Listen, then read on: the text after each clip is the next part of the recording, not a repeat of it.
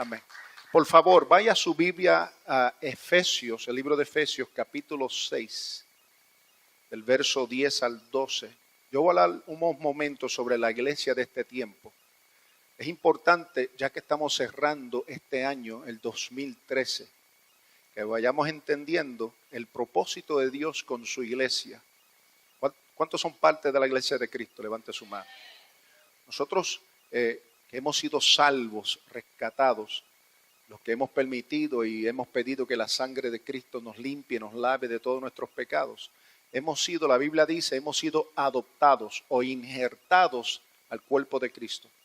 Antes, la bendición de Dios era solamente y exclusivamente para el pueblo judío. Pero ya que usted es otra persona, usted ha sido lavado en la sangre de Cristo, ya somos adoptados. ¿Cuántos son adoptados aquí? Yo fui adoptado. A mí me adoptó el Rey de Reyes, el Dios de los dioses, el Señor de todos los señores. Por lo tanto, somos parte del cuerpo de Cristo. Y a mí, como pastor de esta casa, es importante que yo pueda compartir con ustedes lo que yo creo es este tiempo, en la sazón, en los momentos que la iglesia del Señor está viviendo. Por lo tanto, voy a hablar unos momentos sobre el tema la iglesia de este tiempo. Ahí vemos en Efesios el capítulo 6, el verso 10, 11 y 12. Miren las palabras que le vamos a leer. Yo leo siempre de la Nueva Versión Internacional.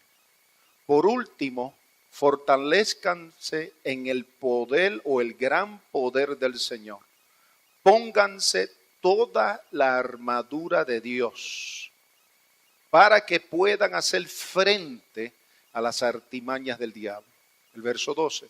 Porque nuestra lucha no es contra seres humanos o carne ni sangre, sino contra poderes, contra autoridades, contra potestades que dominan este mundo de tinieblas, contra fuerzas espirituales malignas en las regiones celestiales. Ahora, yo quisiera que usted en voz alta repita conmigo el verso 12. Si usted no trajo su Biblia, usted lo puede leer de acá arriba.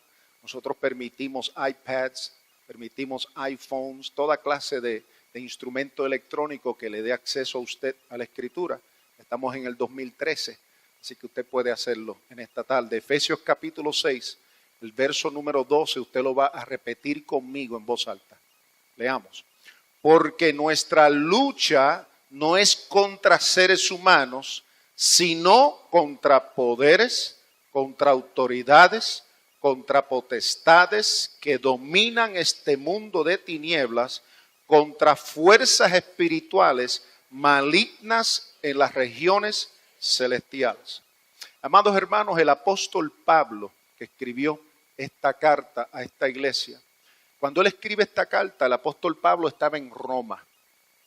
Roma era un lugar enemigo de la iglesia del Señor. Por lo tanto, Roma, el que estaba al frente del gobierno, eran enemigos no solamente de los judíos, pero eran enemigos de la iglesia de Cristo. Y ya Pablo el apóstol, que usted sabe anteriormente, perseguía la iglesia. Él perseguía la iglesia cristiana. Antes de que él se encuentra con Jesucristo en la carrera o en la carretera de Damasco, antes de que Cristo se les revela y le abre los ojos y le abre sus sentimientos, Pablo perseguía a la iglesia de Cristo. Esa era su función. La Biblia en varias ocasiones y en diversos lugares muestra cómo es que Pablo dio la orden para matar, para perseguir. Él se sentía llamado.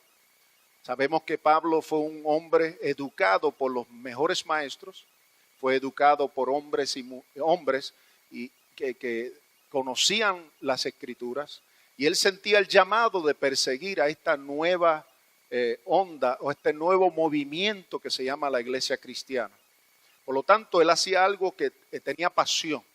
Pablo entendía que él estaba haciendo el trabajo de purificar al ambiente de todo lo que venía en contra, lo que él entendía de ser la verdad, que era el judaísmo. Él era israelita de los israelitas, era un hombre educado, preparado en todo esto y tuvo los mejores maestros. Pablo se encuentra entonces con Jesucristo, se le revela, le muestra la verdad, y ya Saulo de Tarsos ahora se convierte en Pablo. Eso es una muestra de una conversión, un cambio. Tiene que haber un cambio en todos nosotros de nuestra naturaleza. Este asunto de convertirse a Cristo o dar su corazón al Señor o de orar una oración que Cristo le perdone sus pecados no es suficiente. Tiene que haber una conversión verdadera. Y la palabra conversión quiere decir cambio de naturaleza. Dígalo conmigo, cambio de naturaleza. Hay demasiado de cristianos sociales. Van a la iglesia durante Navidad, que van al templo durante fechas especiales. Son religiosos sociales. Pero Cristo quiere que seamos convertidos. Esa palabra nuevamente convertido es cambio de naturaleza, y eso no lo podemos hacer nosotros, eso lo hace Dios. Eso es por causa y por obra del Espíritu Santo. Por lo tanto, en Efesios, el capítulo 6, versos 10 al 12, nosotros vemos ahí el producto de la experiencia de Pablo en Roma. Les repito que Pablo estaba en una cárcel de Roma cuando él escribe esta carta. Ahora, lo curioso de esto es que él no estaba en una cárcel típica. En esos días, prisioneros políticos o prisioneros religiosos como Pablo, usualmente no los metían en cárceles normales, donde compartían cuartos o donde compartían espacio con otros prisioneros. En el caso de Pablo, en esta ocasión, él estaba en su propia casa en Roma. Él tenía una casa en Roma y ahí es donde lo tomaron prisionero. Hoy en día eso se llama residential. Hoy en día le ponen un grillete en la pierna y no puede salir de tu casa. Eso en inglés se llama house arrest. Por lo tanto, Pablo está en su casa, custodiado por soldados romanos de día y de noche. Ellos cambiaban, venían 5, se iban 5 hombres fuertes, armados, preparados para matar y para defender. Por lo tanto, Pablo está de día y de noche con 5 hombres custodiando su casa, y en esos días habían 2 adentro y 3 afuera. Esa era la costumbre. 2 adentro velando y 3 afuera, asegurando que no había un plan, un complot para rescatarlo, para sacarlo de la casa. Por lo tanto, ya vemos por qué Pablo entonces está usando a un soldado o la vestimenta de un soldado para tratar de mostrarle o revelarle a la iglesia: tú eres soldado, tienes que estar armados, tienes que estar preparados. Y en la segunda parte de este capítulo, que no vamos a entrar en este ahora, pero él habla sobre toda la armadura de Dios. Todo lo que un soldado cristiano debe de usar. Y aquí es donde comienza la historia, donde Pablo dice en el verso 10, por último, después de dar detalles sobre la armadura que debe de usar un soldado cristiano, comparado esa armadura a los soldados que lo custodiaban. Por eso es que Pablo, tirado en el piso, escribiendo esta carta a la iglesia en Éfeso, él comparó la batalla de un cristiano con un soldado romano. Y ahora en el verso 10 vamos a leerlo, yo se lo voy a leer de nuevo para que vea el contexto de cómo es y dónde es que Pablo escribió estos versos bíblicos. El verso 10 dice: por último, fortalezcanse con el poder del Señor, pónganse en toda la armadura de Dios para que puedan hacer frente a las artimañas del diablo. Porque nuestra lucha no es contra seres humanos. Otra versión dice carne ni sangre, sino contra poderes. Diga conmigo, poderes. Tenemos lucha no contra el vecino, no contra el jefe, no contra el hermano, no contra la sociedad, no contra el gobierno. No tenemos lucha contra algo que usted ve, sino que nuestra lucha es contra huestes espirituales, situaciones en otra esfera, otro ambiente, otra dimensión. Por lo último, dice el verso 11, pónganse toda la armadura de Dios para que puedan hacer frente a las artimañas del diablo, porque nuestra lucha no es contra seres humanos, sino contra poderes, contra autoridades, diga conmigo autoridades, contra potestades que dominan este mundo de tinieblas. Diga eso conmigo, dominan a este mundo de tinieblas. Ahí no dice que dominan la iglesia, ahí no dice que dominan a todo el mundo. ellos dominan estos poderes, estas autoridades, estas potestades, dominan este mundo. Y la traducción original lo que dice ahí es dominan el sistema de este mundo.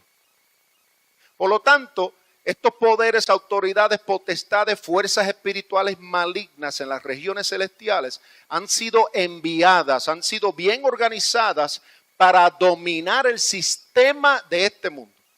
La iglesia fue llamada a no someterse al sistema de este mundo. La iglesia fue llamada por Cristo para establecer su propio sistema. Y ese sistema se llama el reino de Dios. Por lo tanto, Pablo dice de manera clara, en este mundo, en esta tierra, en este sistema, usted y yo tenemos que escoger entre el reino de las tinieblas o el reino de Dios. O sea, el salvarnos y convertirnos y ser lavados en la sangre de Cristo es el primer paso. Pero ahí no nos podemos quedar. Hay otras cosas que Dios necesita que nosotros hagamos. Y por eso es que él habla con Pablo y le da esta revelación y le muestra poderes, autoridades, potestades, fuerzas espirituales malignas en las regiones. Yo había estudiado esto desde niño porque desde muy pequeño el Señor me preparó para tratar y para manejar estas situaciones de poderes y el mundo del espíritu. Yo me acuerdo una de las primeras experiencias que yo tuve, de tantas que yo pudiera decirles en esta tarde. Yo creo que la que más a mí me tocó, me abrió los ojos, me llevó a un lugar donde Dios quería que yo estuviera. Fue cuando en una ocasión yo estaba predicando en una iglesia en mi propia ciudad de Paterson. Yo nací, fui criado en Paterson, New Jersey. Y durante ese tiempo yo estaba predicando una campaña de 2 semanas cuando cogían 2 semanas completas de lunes a domingo y lunes a domingo de nuevo. Y la iglesia iba a la iglesia, la gente iba para la iglesia. La gente iba 14 días. Y ya era como el día número 13. Y había una gran unción de Dios y Dios estaba haciendo cosas grandes y sanando los enfermos, libertando los cautivos. Durante el tiempo de mi ministración y predicación, los demonios salían, la gente gritaba, liberación. Y veíamos grandes cosas, pero lo que a mí me impresionó de esas 2 semanas es que el día número 13, mientras yo estaba predicando de esta manera, me acuerdo que habían, 300 jóvenes en esa noche, porque era una campaña de jóvenes. Y mientras yo predicaba, como estoy predicando en esta tarde, un muchacho en la parte de atrás brincó, grandote él, brincó de la silla y corrió hacia el frente. Y mientras yo estaba aquí en el altar predicando, él se paró ahí y señaló con su dedo y me dijo que me iba a matar.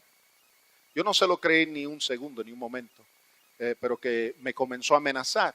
Y su amenaza estaba dirigida en que, como Dios me estaba usando en esa ciudad y en esa iglesia para traer liberación, para romper las cadenas del diablo, para bregar con estos asuntos de poderes y autoridades y potestades y fuerzas espirituales, como Dios me había llamado y me ha llamado para esto, Él me estaba amenazando para que yo detenga lo que Dios me había llamado a hacer. Yo entendía eso, la amenaza no era ese día, era para todo el resto de la vida. Por lo tanto, me acuerdo que le señalo al muchacho, en el nombre de Jesús, él cayó para atrás y se viró hacia el estómago, y cuando yo bajé, que vinieron los sugieres para ayudarme a orar por él, el muchacho se puso ante nuestros ojos en 4 patas, las manos se le acrecentaron, los pies se hizo grande y cuando levantó la cara tenía la cara con la imagen de un león.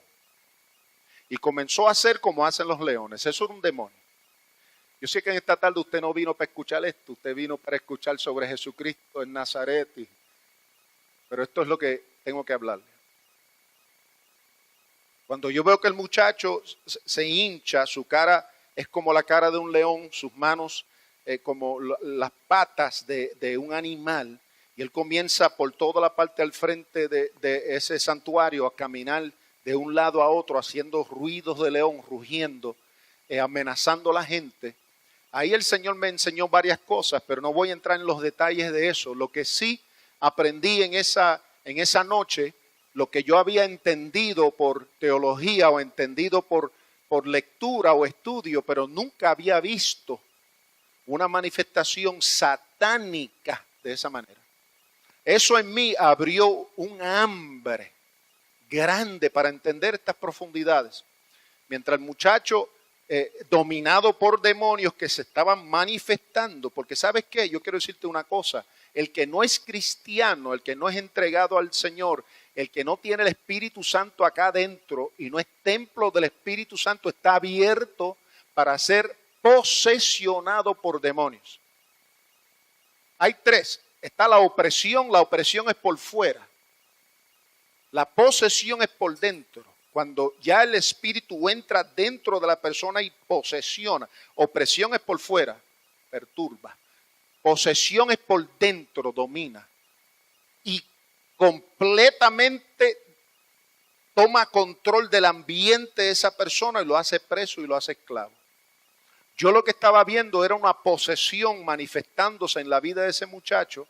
Y en un momento dado, era una clase que Dios me estaba dando a mí. Yo tenía apenas 18, 19 años de edad. Mientras eso sucedía, el Señor me hablaba acá adentro y me decía, señálale y dile que tú detienes y frisas y detienes toda manifestación de todo demonio. Y yo le señalé y yo le dije, yo detengo, yo ato, yo ligo y yo friso y detengo toda manifestación de todo espíritu. Y ese muchacho cayó al piso y ya no pudo caminar más porque el Señor nos da ese tipo de poder en contra de ese tipo de demonio.